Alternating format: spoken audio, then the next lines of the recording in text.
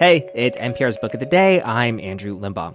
Before we get into today's show, I want to tell you about a new offering we have here at Book of the Day. We have now launched Book of the Day Plus, which is a new way to support our work here at NPR. When you sign up, you get access to a special feed where you can listen to our new episodes sponsor-free. Nothing is changing about our regular show, but Book of the Day Plus is another way to help us keep giving you the books coverage you love. So please do sign up. We really appreciate it. You can find out more at plus.npr.org/book of the day. All right, on to today's show. When we talk about the transgender experience in the news, it's often centered around younger people, whether that's people involved in sports or kids at school worried about bathrooms. But on the pod today, we've got Lucy Sante, who transitioned when she was older, in her mid-60s. And with that comes some positives. She says she's doing it at a time when she's pretty established in her career and can afford to buy new clothes. But with it also comes some longing for a past life never lived. She's got a new memoir out called I Heard Her Call My Name, and she talked to NPR's Gonyea about finding herself in FaceApp. That's after the break. This message comes from Apple Card. Earn up to 3% daily cash back on every purchase, every day. Then grow it at 4.50% annual percentage yield when you open a savings account with Apple Card. Visit apple.co/card calculator to see how much you can earn. Apple Card is subject to credit approval. Savings available to Apple Card owners subject to eligibility. Savings accounts provided by Goldman Sachs Bank USA. Member FDIC. Terms apply. The writer Lucy Sante, author of the books Low Life, The Other Paris, and other nonfiction works, lived most of her life as a man.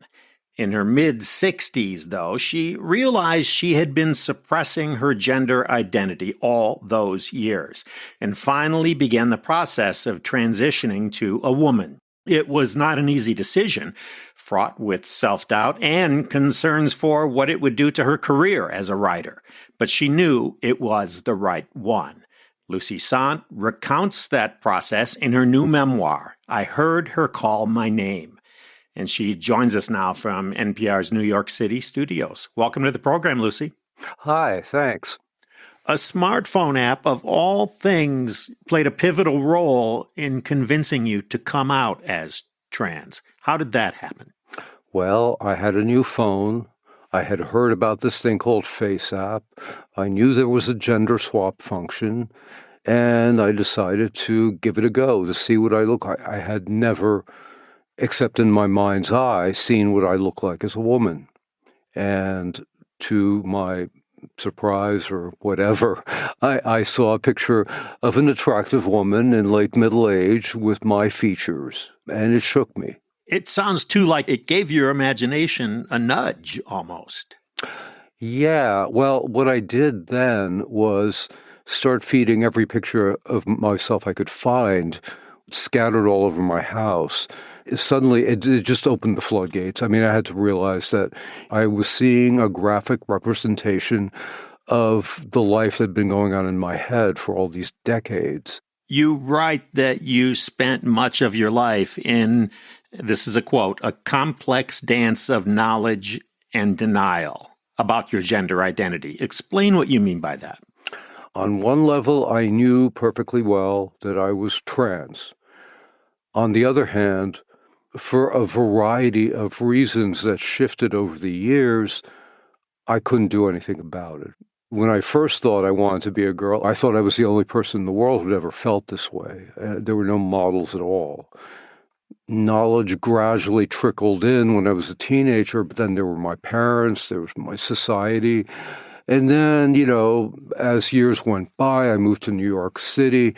I ran with crowds that sometimes included trans women, but I was terrified of them. And I was still terrified to do that because I was ambitious. And if I'd come out any time in the 20th century, I might not have suffered, but I would have been the trans writer assigned to the trans desk. And I didn't want to be, do that for a living.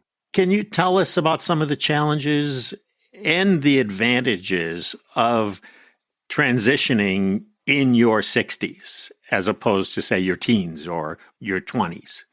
Well, I will, no matter how hard I try, I will never be a young woman or even a middle-aged woman. It's kind of heartbreaking. I've done this, and, how far away am I from death? Even if I'm very healthy, maybe only 15 years or so. At the same time, I'm pretty invisible because I'm old. So I benefit from this very harsh thing. Frankly, I'm able to do this with an ordered life. I just retired last year after 27 years teaching college. I have a writing career that's pretty well established. I'm not anywhere near rich, but I can buy myself clothes every now and again. So, it's much easier for me to do this than it is for younger people in general. Given your own experience, what is your reaction when you see this becoming a political issue? Oh, it's grotesque. It's not surprising. We are an ideal scapegoat. We're an ideal folk devil because we don't have major legal foundations backing us. We are vulnerable. We are weak. The other thing is, if you really think about blurring gender lines or defecting from the ranks, that makes nonsense of male supremacy. Male supremacy cannot stand. That is the thing that people are trying to protect. They're not protecting women. They're not protecting children.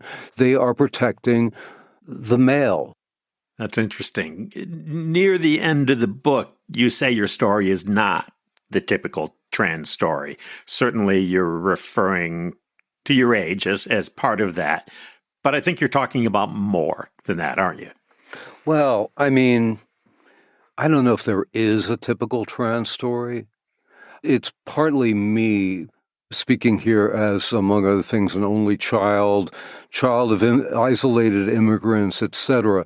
I've always been the exception in any room. I've always felt like, I'm the only one. Never looked from somebody reminding me of me in novels or movies because I always figured there's only one of me, for better or worse. That leads to a statement like, mine is not a typical trans story, because really the outline is what unites us. The fact is that we all feel discordance between our assigned biological sex and our inner gender. Lucy Sante is the author of, most recently, I Heard Her Call My Name, a memoir of transition. Thank you so much for talking to us today. Well, thank you. It was great.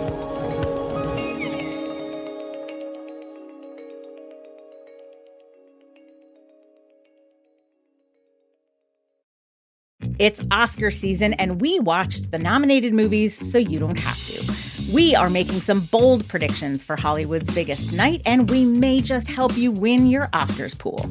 Listen to NPR's Pop Culture Happy Hour podcast. This message comes from NPR sponsor ZoomInfo. Before ZoomInfo, business wins took a lot of time, effort, and patience. But today, ZoomInfo aligns your sales and marketing teams, identifies ideal customers faster, and automates your go-to market strategy, so you can scale up and get on the fast track to marketplace domination. And that's how winners win. Unlock insights, engage customers, win faster at ZoomInfo.com. ZoomInfo, how business goes to market.